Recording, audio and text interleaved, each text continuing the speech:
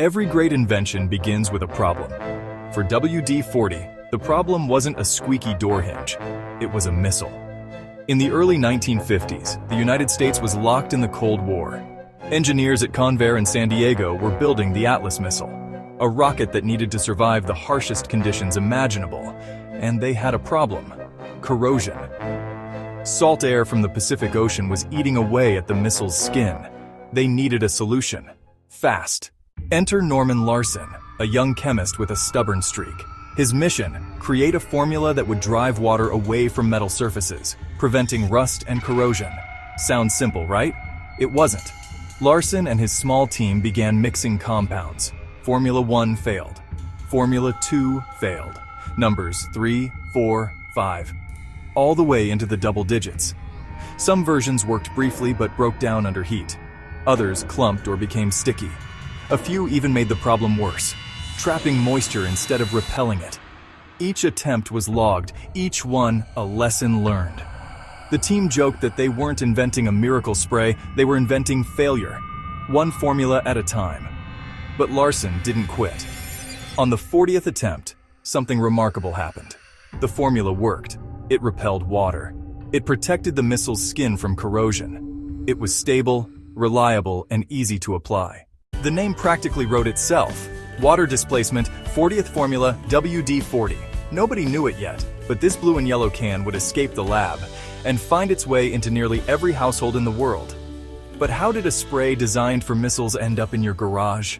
In the next episode, we'll follow WD-40 as it leaves the world of rockets and lands in kitchens, workshops, and toolboxes everywhere.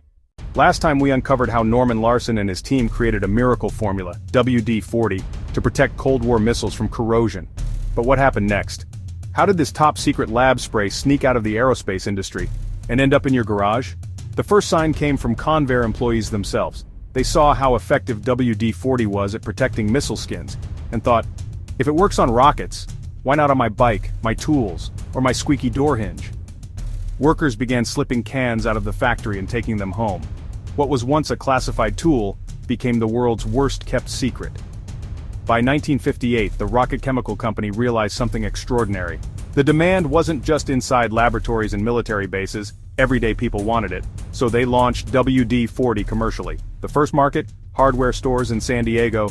The blue and yellow can, once a space-age solution, now sat on store shelves, ready for housewives, handymen, and hobbyists. The product caught fire. Word of mouth spread fast. Mechanics loved it. DIY enthusiasts swore by it. Farmers sprayed it on machinery. And the company leaned into its new audience. WD-40 wasn't sold with flashy advertising campaigns. It was sold with stories. Stories of locks unstuck, engines revived, and bicycles running smooth again. Stories that made WD-40 feel less like a chemical and more like a miracle in a can. But the story doesn't stop there. Soon people began pushing WD-40 far beyond its intended use. From arthritis pain relief, to fishing trips, to cleaning chewing gum out of hair. In episode 3 we'll explore the strangest, silliest, and most unbelievable uses of WD-40.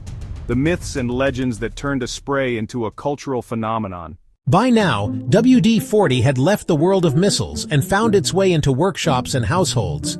But what happened next? No one could have predicted. People began using WD-40 for the strangest, silliest, and sometimes downright unbelievable purposes. The rocket chemical company started receiving thousands of letters from fans. Each one contained a new discovery. WD-40 wasn't just fixing hinges or protecting tools. According to the letters, it was fixing everything. Some people sprayed it on their arthritic joints, claiming it relieved pain. Doctors, of course, strongly advised against it, but the myth lived on. Fishermen used it as bait, swearing it attracted fish. Parents used it to remove chewing gum from their children's hair. Mechanics sprayed it on engines to start them up, and homemakers used it to clean crayon marks off walls. And believe it or not, some even tried it as aftershave. Yes, aftershave. Imagine walking into work smelling like a toolbox. Over the years, WD-40 has been credited with over 2,000 different uses. Some true, some pure exaggeration. But each story added to its reputation. WD-40 was no longer just a product. It was folklore, a magical spray that seemed to do, well, just about everything. But for all the myths and legends, one truth remains hidden. the secret formula itself. In our final episode, we'll uncover how WD-40 has guarded its recipe for decades, and how this little can become an icon of pop culture.